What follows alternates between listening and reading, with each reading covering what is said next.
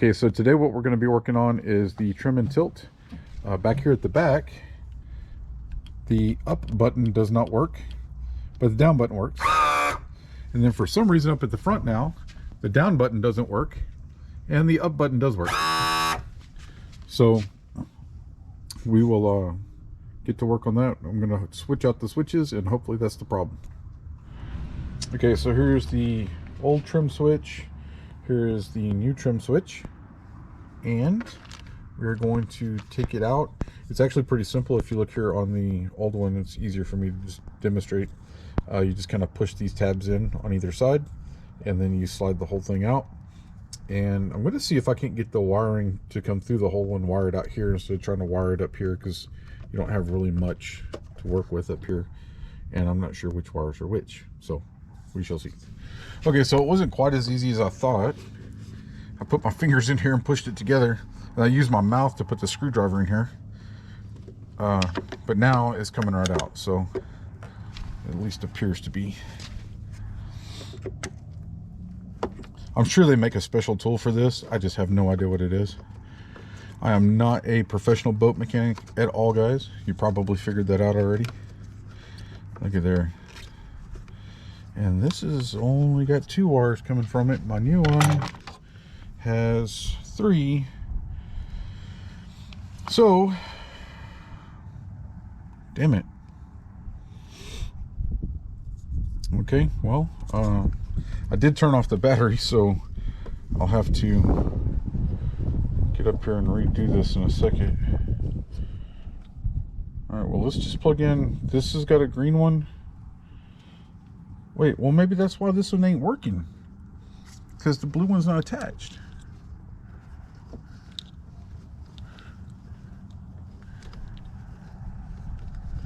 Maybe, I don't know.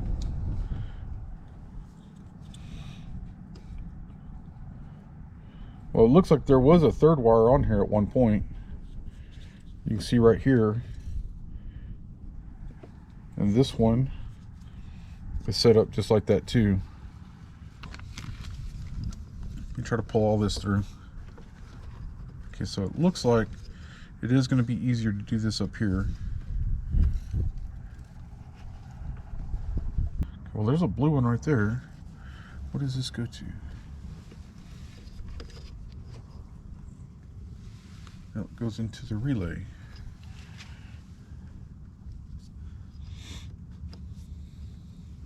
I wonder if that's what this is for. Is this is supposed to be a jumper?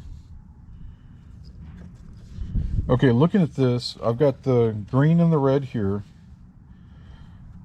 and I've got green and red coming out of the wiring harness, the main wiring harness that goes up to the front. The green one has like a pigtail that allows it to do a bypass or do like a 2-way connection. The blue one doesn't, but I've got that capability on here. I wonder if the blue is supposed to be down. Maybe that's why the down, or the up, and that's why the up never worked on this one. And it could very well be too, because this only has an arrow pointing up on the original one. It just has dots down here, so maybe this was never designed to go up and down, which wouldn't make a whole lot of sense to me, but we will see. Okay, I'm gonna try to rewire it real quick.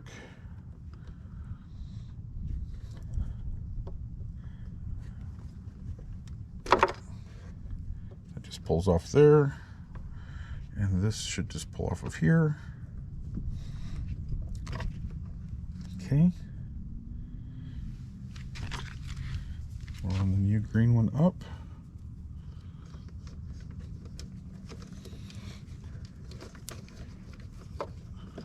We'll run all of them up. Like I said, make sure that you unplug your battery or turn off your battery before you start this, because there is a solenoid right here, and you don't want to warm your milk on accident.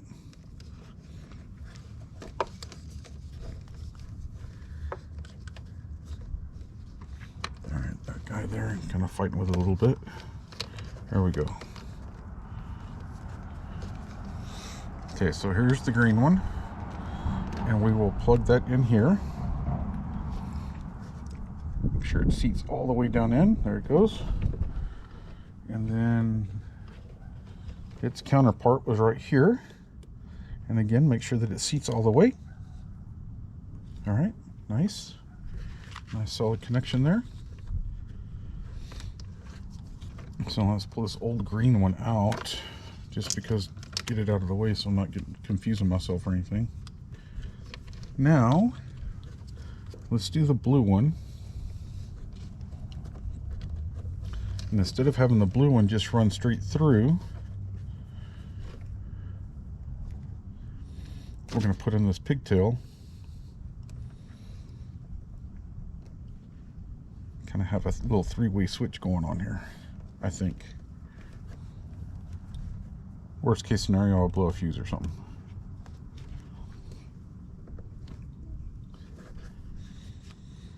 I don't know what that brown one's all about, but that's okay because mine doesn't have a brown on it. All right, now let's find the new red wire. Here's the new red wire. And that plugs into this guy here. Unplug that. Let the old switch just drop. Plug this guy in here. Again, making sure that it seats all the way. It's all the way seated. Now I'm going to turn on the batteries and we're going to see if it works before I button it all the way up. Well, nothing bad appeared to happen whenever I turned the batteries on, so let's see here. Well, oh, that's holding it upside down, that's why. Well, now it does both. There we go. Problem solved. So I'll just take all these wires, tuck them all down underneath here so they're out of the way. Make sure that I have this in right side up. There we go. And this should just snap in place. There she goes. Beautiful. Okay. And I want to get these away from here, even though that's got a little plastic boot on it, or rubber boot. I don't want these wires having the opportunity to touch each other. There we go.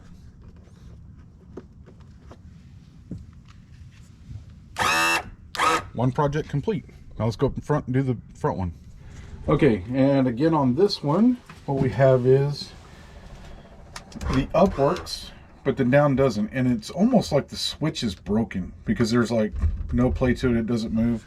When I bought this controller, you remember from the first video, I had to order another control box here because the old control box didn't belong to the boat and it was crap. It was falling apart.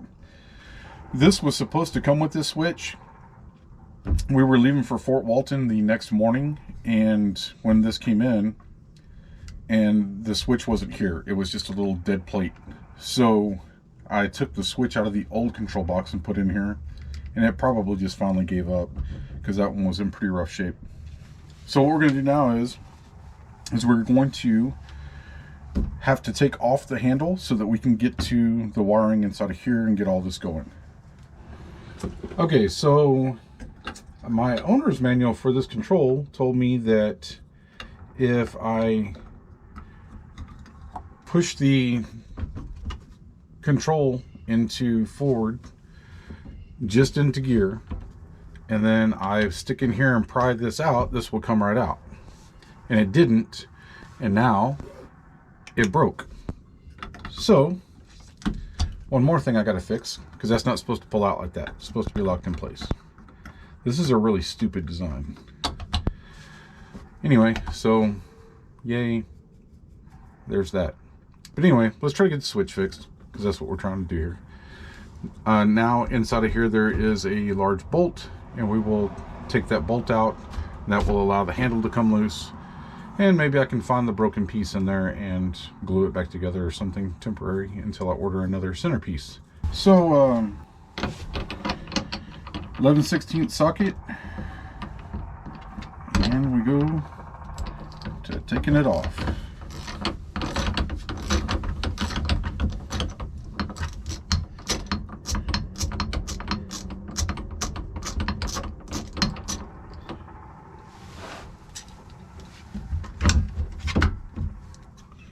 most of it. Get the rest of it out of there.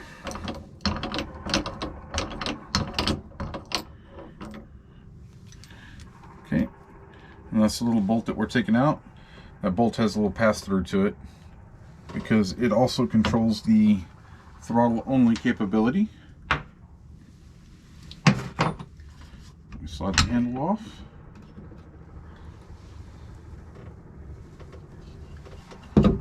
See if I can find that broken piece down in there. I see it. There's not a lot that I can do with it. Okay, so this is what we have to take apart next. We've got to take these screws out of here, take out this whole assembly here, and pull the switch. And then we can rewire it. The wiring just runs right down there. And we can probably take some of this loose too to get down to the bottom of it better. Okay, so I popped off the bezel here, and literally just on this particular model, it's just stick the screwdriver in here. I just pulled it up so that I could get access to this easier. Just makes a bigger hole right here for me to pull through this. And we are going to pull this out so I got some slack on it and it doesn't go falling back into the gunnel. And if it does, it's not horrible because I can just pull off the panel down below here and get to it. And it looks like these were heat shrinked on here. So I have to do a little creative working on this. Okay, so I had this control box mounted by a company in Fort Walton while we were there because when I changed everything out, I discovered it needed all new cables, it needed everything, and I didn't have anything with me because we were in Fort Walton. So I ran it over to them. Apparently, instead of using the quick connects that come on the switch, they crimped it and heat shrinked it. So I guess we're just going to do some cutting here and go from there.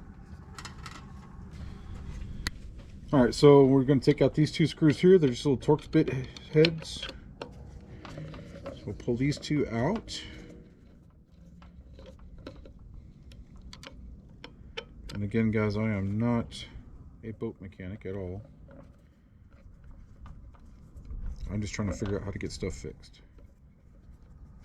And thought it'd be fun making videos about it. The highs, the lows. Maybe you learned something about my mistakes.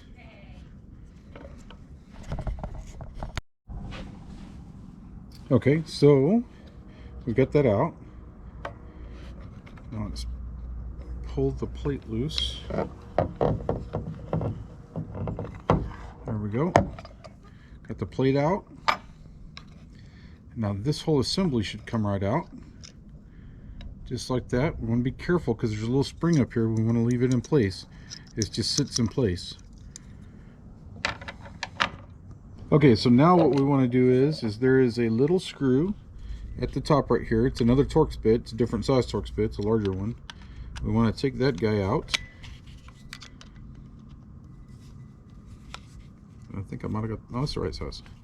I just put it in crooked, that's all.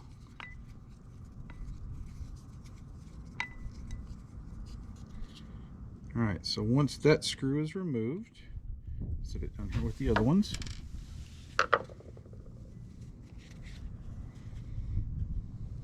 That allows for this cover to come off.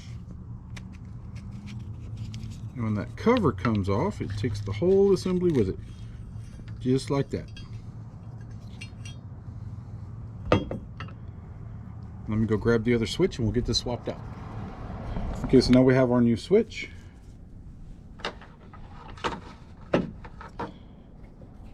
And here's the handle. And this should just push right out, I believe. It looks like that's working, okay. And it just pushed right out. And as you can see, this switch is toast. It's like completely jacked up. So we will replace it with our new one. Here's our new one. And that works much better. So just slide it in place. Got to kind of go at an angle a little bit to get it started. There we go. And then we just push it through until it's seated all the way. I keep pulling that out of camera view, I'm sorry. Okay, so now that we got it seated in there, we're going to take our wires, thread them through this hole right here.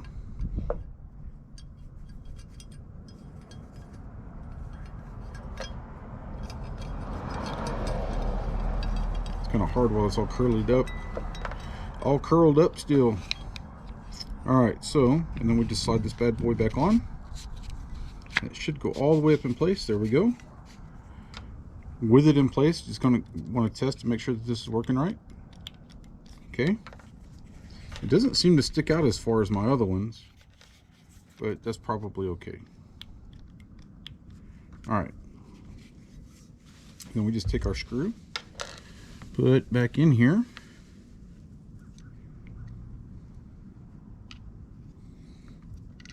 Easier said than done with these big old fat fingers. Let me try sticking it on here. I think this is a magnetic one. This driver. There we go. It's not, but it's good enough to hold it steady for me. And then we just drive it in until it bottoms out. You don't got to go real hard because you're just going into plastic. Just want it snug enough to where it's not going to come loose. There we go.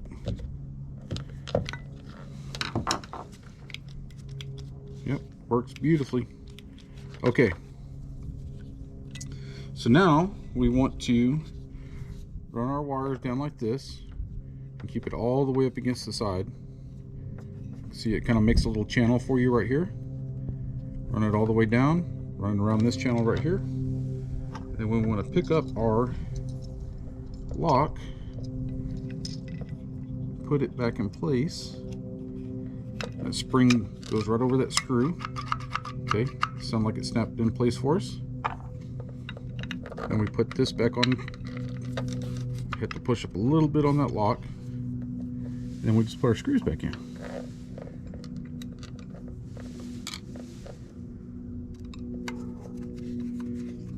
Started. I always like to start all of them before I tighten any of them. That way we don't run the risk of putting something out of alignment and cross-threading. Now that they're both started, go ahead and snug them down.